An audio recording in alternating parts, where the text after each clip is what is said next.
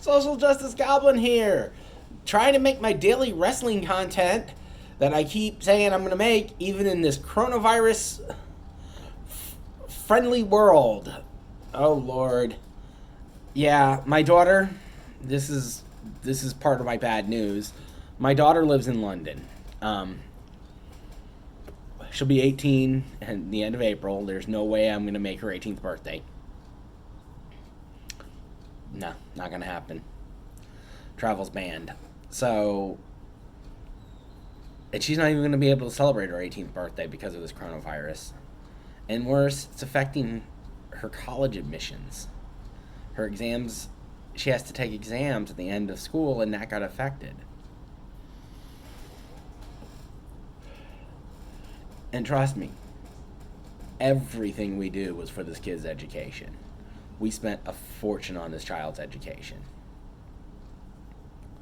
because she has a dream. And this is a stumbling block in her dream. But it's okay.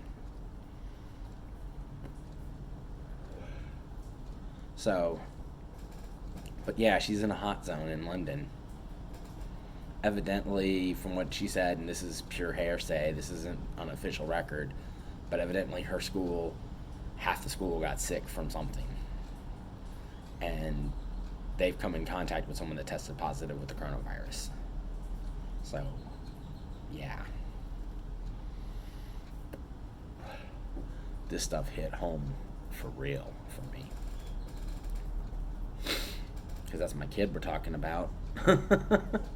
And there's nothing I can do. I can't comfort her. I have to depend on my ex-wife. And that's where I'm not worried, because my ex-wife is very good with that child. And now that she's working at home, they got their own stresses to deal with.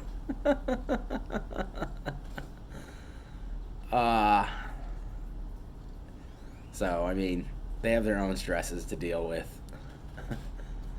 And then there's my mom. Oh, Lord. She's 82 years old, and they told her she can't leave the compound that she lives in. And she's on restricted access compound, where basically, because she's in an old folks' home, you can't come and go as you please. Does that stop my mom? No, she had a spa day. That's my mom. That woman has no fear of anything. I have never met a person in my life who is not afraid of anything.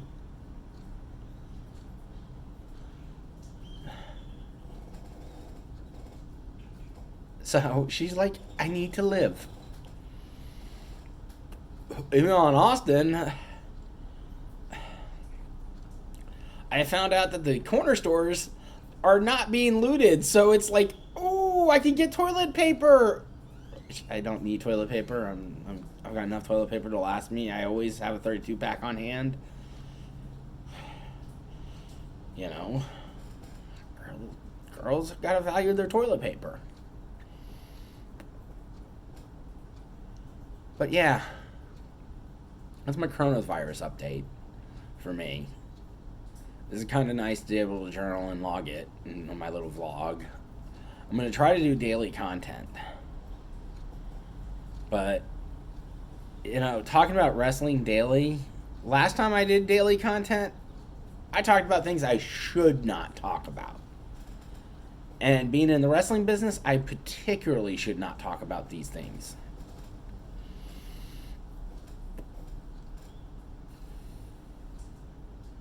So, I don't know how this channel's going to go. I'm going to try to do daily videos. And now on to the topic, because, you know, this is my vlog, and that was my concern, you know, about my family. But anyways, my thoughts on WrestleMania moving to the Performance Center. First of all, I was shocked to hear that it was a 2-day event. I was like, I heard it's like Saturday and Sunday? Because it was coming out in the dirt sheets earlier in the morning that it was a 2-day event. And I'm like, huh? WrestleMania's a 1-day event. It's always on Sunday. WrestleMania Sunday. It's like the holy day of wrestling. Okay. So evidently WrestleMania is going to be separated by 2 days.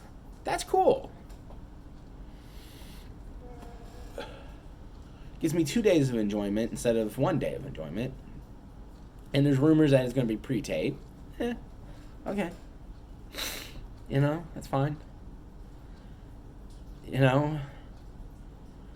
And it looks like it's going to be a great card. And watching in the empty arena at first, it was unsettling. You get so used to the fans, and the fans make you get caught up with the fans, and you're siphoning off their fun. But now you're seeing wrestling in its purest form. There's no crowds. This is the story they have to tell. They have to tell, and you have to pick up. It really puts an emphasis on storytelling and good storytelling. Because if you tell a good story, it doesn't matter if you have a crowd or not. That match is amazing. Like the Otis match, the Heavy Machinery versus Morrison and Miz. Otis, they did a wonderful job. I thought that match was great. And that's the thing about WrestleMania. They'll create moments of emotion still.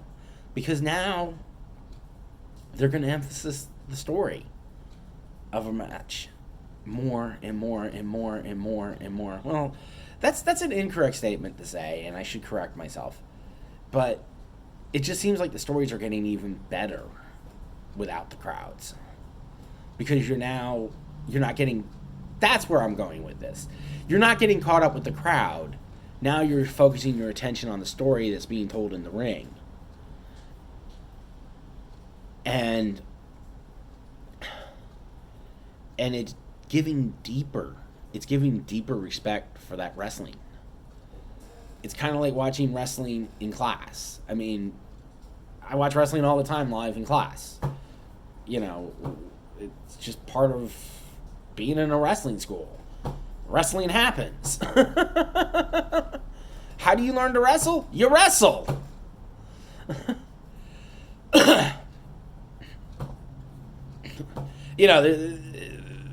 There's rhyme to reason to how all that works, and I'm not going to get into the details, but, it's like a martial art to me. I mean, one of my instructors, he said that to me, too, and I was like, yeah, it's a martial art. It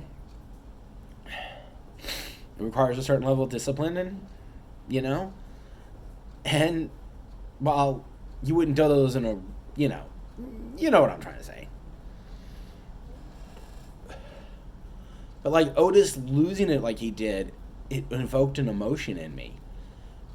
And that was like really good. And that's what I'm looking forward to WrestleMania this coming in 2 weeks. Because it's going to be focusing on the story, not just the crowd. It's just going to be intimately you, a crowd of one, with them. You can hear sounds that you normally wouldn't hear that enhance the story so much. I'm looking forward to it. And also, they're going to show classic matches so on Raw and SmackDown, so that's a bonus point on that one. But anyways, I'm looking forward to WrestleMania.